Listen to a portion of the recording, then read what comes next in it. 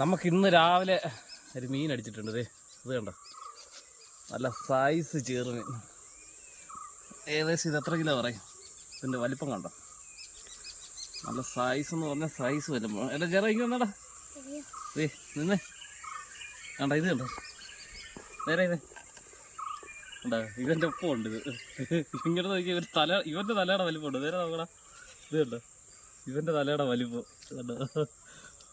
വാ കണ്ടോ, ചെറിയ വന്നടാ, ഇങ്ങോട്ട് തിരിച്ചിരിക്കും. ഇത് കണ്ടോ, വാ വിളിക്കടാ, വാ വിളിച്ചേ. ഓ സൈസ് സാധനം നോക്കിക്കേ. ഇത് കണ്ടോ,